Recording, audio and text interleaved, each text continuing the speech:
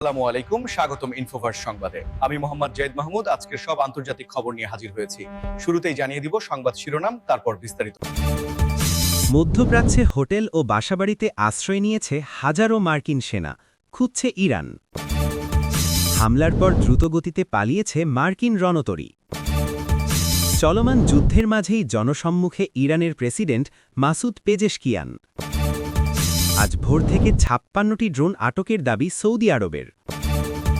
দাজ্জালকে ফেরাতেই ইরানে আক্রমণ, নেতানিয়াহুর মন্তব্যে তোলপাড়। এই বিষয়ে আপনার মতামত কমেন্টে জানান এবং যুদ্ধের সব আপডেট আগে পেতে চ্যানেলটি সাবস্ক্রাইব করে যাবেন। আসসালামু আলাইকুম, স্বাগতম জানাচ্ছি ইনফোভার্স সংবাদে। আমি মোহাম্মদ নাহিদ ইসলাম। এতক্ষণ শুনছিলেন সংবাদ শিরোনাম, এবার বিস্তারিত কর। মধ্যপ্রাচ্যের বর্তমান পরিস্থিতি যেন এক জটিল দাবা খেলায় পরিণত হয়েছে, যেখানে প্রতিটি চাল অত্যন্ত হিসাব নিকাশ করে দেওয়া হচ্ছে। এবং এই মুহূর্তে সবচেয়ে আলোচিত বিষয়গুলোর একটি হল ওই অঞ্চলে মার্কিন সেনাদের নতুন অবস্থান গ্রহণের কৌশলগত পরিবর্তন, যা নিয়ে বিশ্বজুড়ে চলছে নানা বিশ্লেষণ।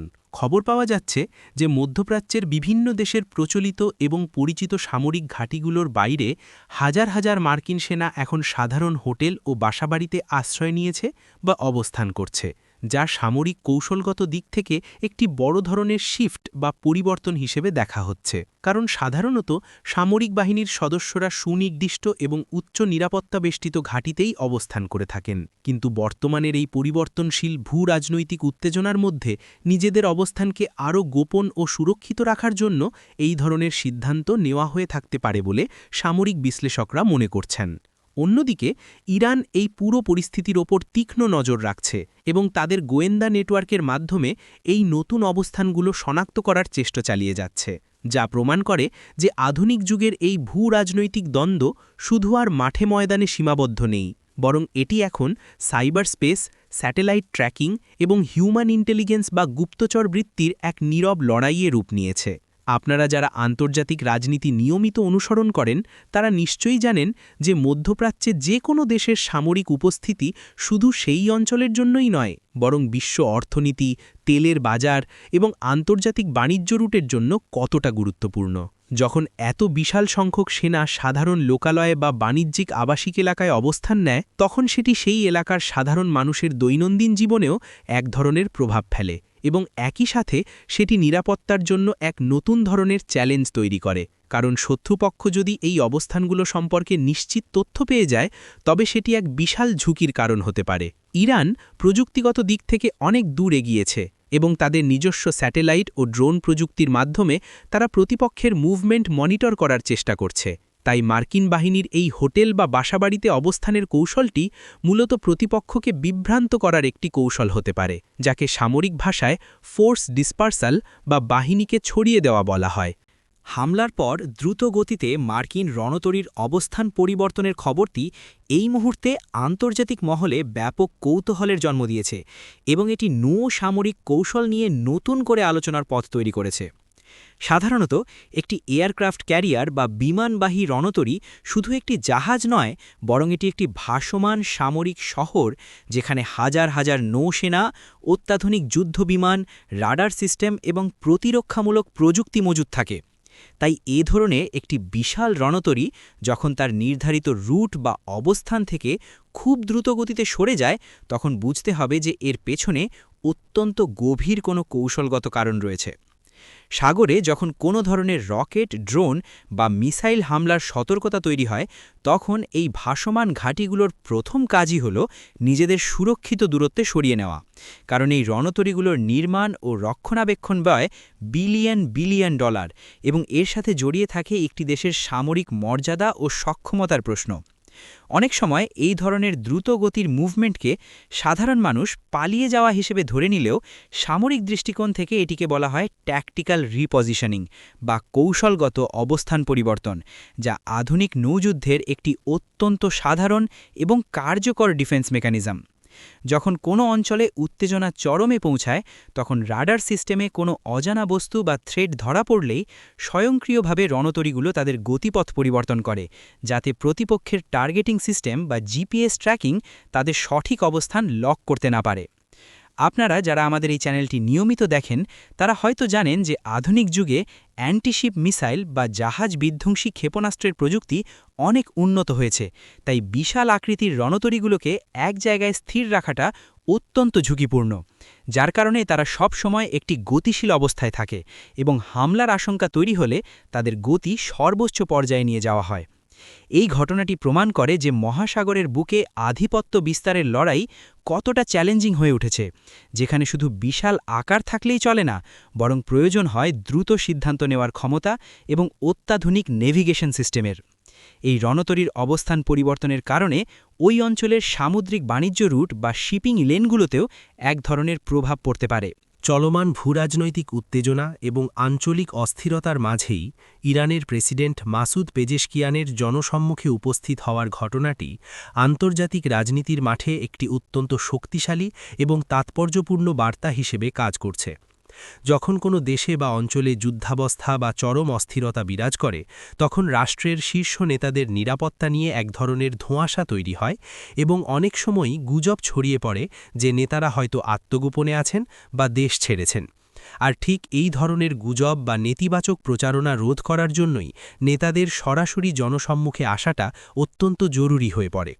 প্রেসিডেন্ট মাসুদ পেজেশকিয়ান যখন সাধারণ মানুষ বা বিভিন্ন সরকারি অনুষ্ঠানে প্রকাশ্যে হাজির হচ্ছেন, তখন তিনি মূলত তার দেশের নাগরিকদের এই বার্তাই দিচ্ছেন যে রাষ্ট্রযন্ত্র সম্পূর্ণভাবে সক্রিয় আছে এবং নেতৃত্ব সাধারণ মানুষের পাশেই রয়েছে, যা একটি দেশের অভ্যন্তরীণ মনোবল বা পাবলিক মোরাল ধরে রাখার জন্য সবচেয়ে কার্যকর উপায়।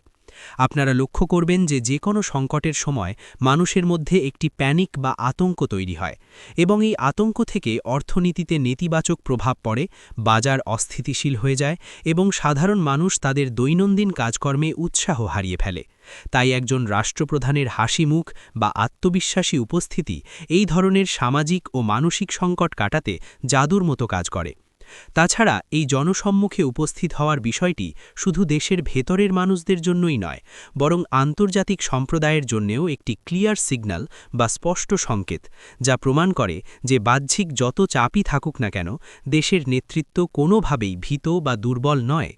কূটনৈতিক বিশেষজ্ঞরা মনে করছেন মাসুদ পেজেশকিয়ানের এই পদক্ষেপ তার রাজনৈতিক প্রজ্ঞা এবং সাহসিকতারই প্রমাণ, কারণ এ ধরনের প্রকাশ্যে আসার ক্ষেত্রে সবসময় একটি নিরাপত্তা ঝুঁকি থেকেই যায়। তবুও দেশের বৃহত্তর স্বার্থে এবং আন্তর্জাতিক মিডিয়ার সামনে দেশের ভাবমূর্তি অটুট রাখার জন্য এই ধরনের ক্যালকুলেটেড রিস্ক বা হিসাব নিকাশ করা ঝুঁকি নিতে হয়। আপনারা যদি একটু গভীরভাবে চিন্তা করেন, তবে বুঝতে পারবেন যে আধুনিক যুগে ইনফরমেশন ওয়ারফেয়ার বা তথ্যযুদ্ধে জয়ী হওয়াটা সশরীরে যুদ্ধে জয়ী হওয়ার মতোই গুরুত্বপূর্ণ। আজ ভোর থেকে ৫৬টি ড্রোন আটকের দাবি সৌদি আরবের, যা আধুনিক আকাশ প্রতিরক্ষা ব্যবস্থা বা এয়ার ডিফেন্স সিস্টেমের ইতিহাসে একটি অত্যন্ত বড় মাপের ঘটনা এবং এটি প্রমাণ করে যে বর্তমান যুগে আকাশপথের নিরাপত্তা কতটা জটিল ও প্রযুক্তি নির্ভর হয়ে পড়েছে। একসাথে ৫৬টি ড্রোন থেয়ে আসার বিষয়টিকে সামরিক পরিভাষায় ড্রোন সোয়ার্ম বা ড্রোনের ঝাঁক বলা হয়, যা একটি অত্যন্ত আধুনিক এবং ভয়ঙ্কর আক্রমণ কৌশল। কারণ যখন এত বিপুল সংখ্যক ছোট আকারের এবং রাডারে সহজে ধরা না পড়া ড্রোন একসাথে আক্রমণ চালায়, তখন পৃথিবীর যে কোনো উন্নত দেশের আকাশ প্রতিরক্ষা ব্যবস্থার জন্যই তা ঠেকানো একটি বিশাল চ্যালেঞ্জ হয়ে দাঁড়ায়। সৌদি আরব সাম্প্রতিক বছরগুলোতে তাদের প্রতিরক্ষা খাতে বিলিয়ন বিলিয়ন ডলার বিনিয়োগ করেছে এবং অত্যাধুনিক প্যাট্রিয়েট মিসাইল সিস্টেম সহ অন্যান্য লেজার ভিত্তিক এবং রাডার নিয়ন্ত্রিত অ্যান্টি ড্রোন টেকনোলজি স্থাপন করেছে। আর আজকের এই ৫৬টি ড্রোন সফলভাবে আটকের ঘটনা প্রমাণ করে যে তাদের সেই বিশাল বিনিয়োগ বাস্তবে কার্যকর ভূমিকা পালন করছে। আপনারা যারা প্রযুক্তি ভালোবাসেন তারা হয়তো জানেন যে এই ধরনের অ্যাটাক ড্রোনগুলো খুব নিচ দিয়ে ওড়ে, যার ফলে প্রচলিত রাডার অনেক সময় এগুলোকে পাখি বা অন্য কোনো সাধারণ বস্তু ভেবে ভুল করতে পারে। তাই এগুলোকে ধ্বংস করার জন্য প্রয়োজন হয় কৃত্রিম বুদ্ধিমত্তা বা এআই ভিত্তিক ট্র্যাকিং সিস্টেমের, যা মুহূর্তের মধ্যে ড্রোনের গতিপথ, আকার এবং এর লক্ষ্যবস্তু বিশ্লেষণ করে স্বয়ংক্রিয়ভাবে ইন্টারসেপ্টর ফায়ার করতে পারে। সৌদি আরবের মতো একটি দেশ, যার অর্থনীতি পুরোপুরি জ্বালানি তেল এবং বিশাল বিশাল তেল শোধনাগারের ওপর নির্ভরশীল, তাদের জন্য আকাশসীমার নিরাপত্তা নিশ্চিত করাটা শুধু সামরিক বিষয় নয়, এটি সরাসরি তাদের অর্থনৈতিক অস্তিত্বের সাথে জড়িত। কারণ একটি সফল ড্রোন হামলা যদি কোনো তেল শোধনাগারে আঘাত হানে তবে সেটি শুধু সৌদি আরবের নয় বরং পুরো বিশ্বের তেলের বাজারে মারাত্মক অস্থিরতা তৈরি করতে পারে। ভোরবেলা এই হামলা চালানোর চেষ্টা করা হয়েছিল কারণ ওই সময় সাধারণত নজরদারি কিছুটা শিথিল থাকতে পারে বলে আক্রমণকারীরা মনে করে, কিন্তু সৌদি ডিফেন্স ফোর্সের এই সফল ইন্টারসেপশন সেই ধারণাকে ভুল প্রমাণিত করেছে।